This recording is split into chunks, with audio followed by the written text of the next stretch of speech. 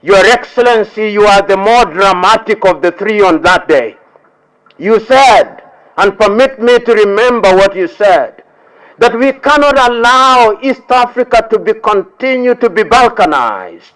Nor can we allow Africa to continue to be balkanized in 53 countries which are weak and which are incapable of negotiating with other parts of the world. We must stop that balkanization. You said that, Your Excellency. Today, Your Excellency, in your very presence, we are interrogating the question as to whether we are still balkanized. And Your Excellency, if you permit me to be honest and candid, the steps we have made thus far must be celebrated, but we could have done better. We could have done better because, Your Excellency, you will also remember, you yourselves in the year 2004 were so dissatisfied with the pace of integration that in 2004 you empaneled a body constituting representatives from all the three countries to fast-track political federation. They went round East Africa, they went to Uganda, they took the pulse of the politicians, they went to Tanzania, took the pulse of the politicians, they came to Kenya, took the pulse of the politicians, and they did not stop there. They went to the business community and took their pulse. They went to the universities and took their pulse. They went everywhere and they submitted a report to you in the year 2005 in which they claimed, and I use the word claim deliberately, Your Excellency, they claimed that the East Africans had declared unequivocally that they wanted integration urgently. And they said that by the year 2013 we would become one federation. They said that by the year 2013 we would have one East African president. They said that we would have one currency. They said good things, but the reality, which is a sad reality, is that we are nowhere near realizing those goals. Which then begs the question, what can we therefore do? Because it is true that our diagnosis of our problem is right. We know what we ought to do. We have made many declarations. We have created many institutions. We have the East African Legislative Assembly, which is functional. We have the East African Court of Justice, which is functional. We have other institutions which are functional. But yet there is a sense in which we have not made the nuclear decision. And let me be understood to mean, when I say the nuclear decision, the decision that will change the matters in such a fundamental way that the farmer sitting in Gulu, when he is asked about East Africa, he or she can relate to it. The nuclear decision that will ensure that somebody sitting in Iringa can relate to the East African community. The reality that when somebody is sitting in Meru in Kenya will be able to identify with the East African community. That is what we are looking for. And today we are assembled here to interrogate ourselves. We are assembled here to ask ourselves uncomfortable but necessary questions.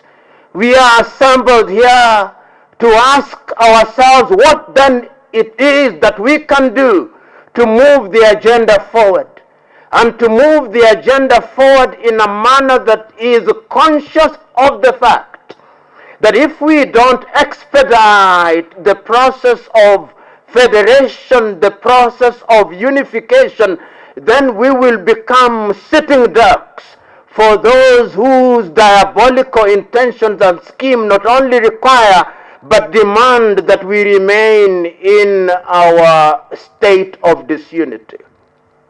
Your Excellency, You will remember several years ago, you said, when we were talking about East African community, and you are talking about the insignificance of our small markets. If my memory serves me well, and it normally does, Your Excellency, you asked, why should Kenya say that it has a big economy? Bigger than what? Why should Tanzania say that it has an even slightly bigger economy than Uganda, and Uganda say that it has a bigger economy than Sudan?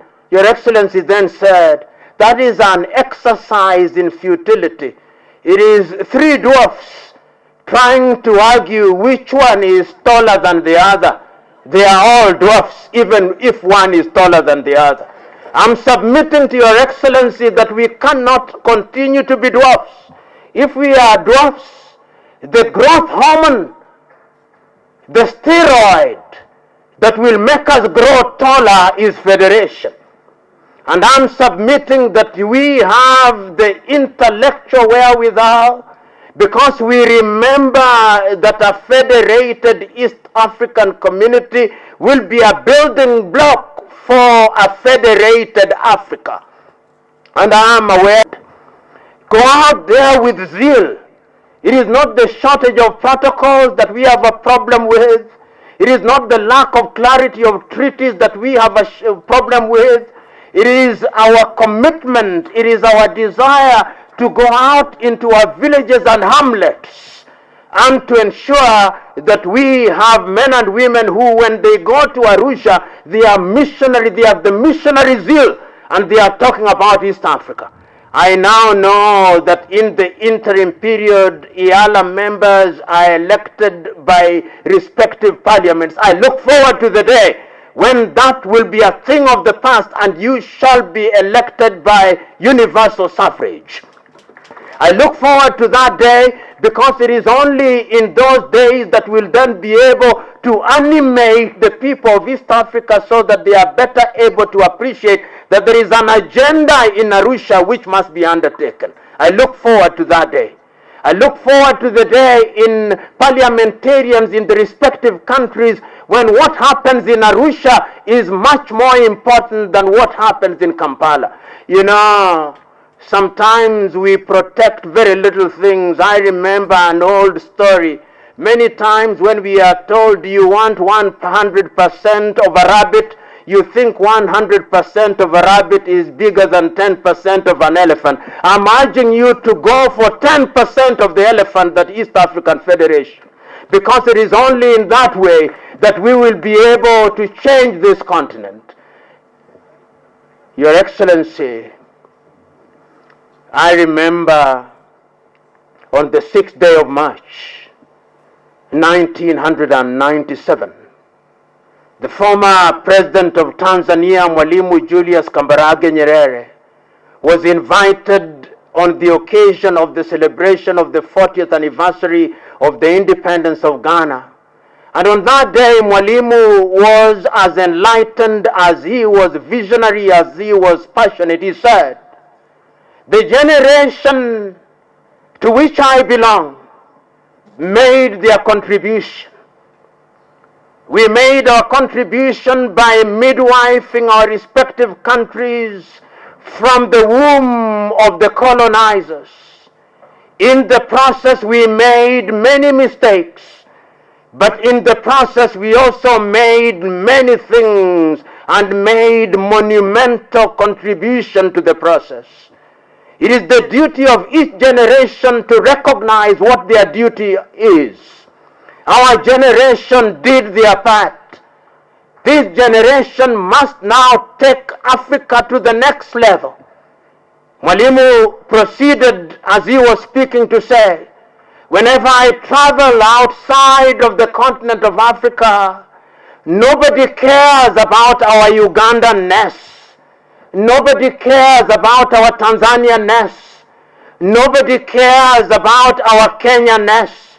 Nobody cares about our Congo-ness. They only care about our Africanness. And to me, the statement therefore is, nobody cares about our little countries, but they care about our East Africanness. History has placed upon our laps the opportunities to make a change. And Your Excellency, as I conclude, because conclude I must, you are now the elder statesman in East Africa. We know what the legislators must do. We know that they must legislate. Permit me now to use this occasion to address you directly with due respect. When history is written, Your Excellency, East African Federation, let it be said of you that during your watch, that is the period during which we had an East African currency.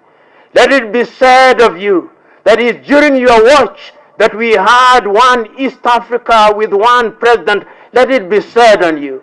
Your Excellency, I look forward to those days, and I'm asking the heavens to preserve me that I may see them.